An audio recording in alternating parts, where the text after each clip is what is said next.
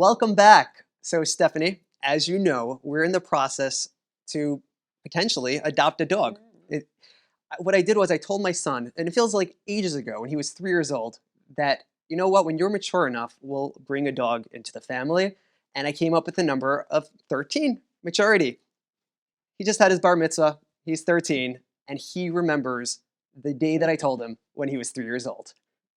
Well, as you know, I also have dogs already. Something similar happened. I was doing a rescue pet event. I wound up picking up one of the dogs.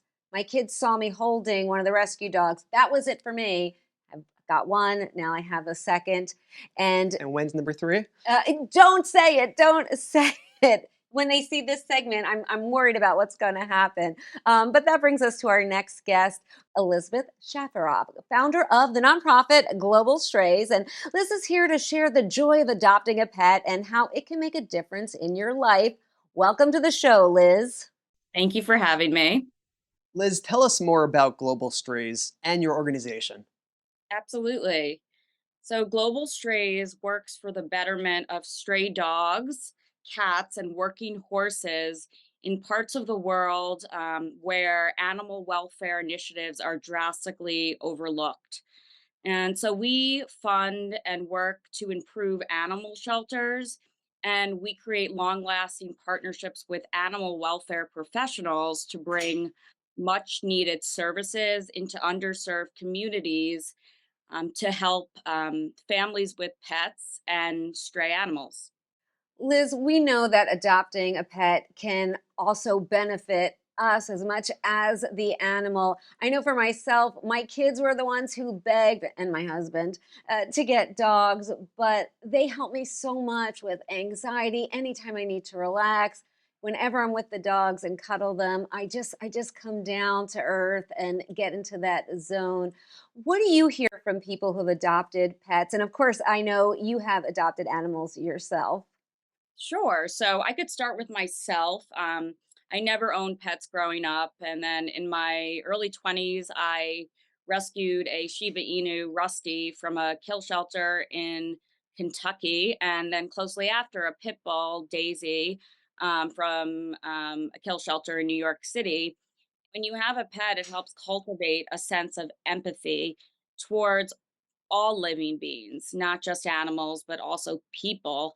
And I think that's because, animals are so innocent, and that makes you think about other people in the world, who need help. And obviously, a pet is a loyal companion. And if you're going through a hard time and you don't have a person around, or that right person, you can always turn to your pet.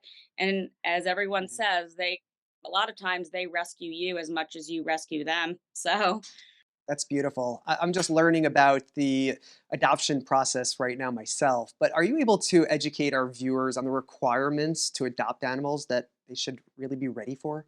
it's a financial responsibility, and you do have to be financially stable enough to feed a pet, to take them to the veterinarian, a pet sitter or pet boarder if you go out of town. If you're at work for long hours, who's going to check in on the dog? And so I do think it's a financial responsibility.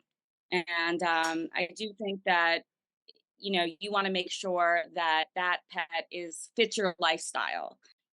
Open your mind and open your heart to those animals that maybe wouldn't be typically considered, or things like that. How could our audience find you and know more about Global Strays? Yeah, sure. So we're on Instagram, Global Strays, and Facebook and LinkedIn. And then our website's globalstrays.org. And, you know, I just think right now we're adopting a pet is a really great idea, and it would really help to adopt or foster. Fostering is a way, and if you're not sure, you could even foster. And a lot of rescues say you could foster, see how it works, and maybe adopt if that's the right fit for you. Liz, thank you so much. Thank you guys so much. Thank you. And I can't wait to find out more about your upcoming pet adoption. We will be checking in on that. And that does it for us today on Your Best Self. We hope you learned some new ideas and had some fun. Yes. So Stephanie, after our last segment, I'm just curious to know if I'm going to get the dog first or you're going to get your third Don't dog even first. say it. Let's see what happens. Don't put it out there. Do not say that. I want my kids to hear that. I want all the animals always, but that's not happening. But I am definitely excited to try out some of those decorating hacks. I love those. Same here. And we want to know what you all enjoyed from this week's show and what you'd like to see in the future episodes. Yes, follow us and send us a message at Your Best Self TV and let us know how we can help you. Until next time, be sure to take care of yourself to be your very best self. We'll see you soon.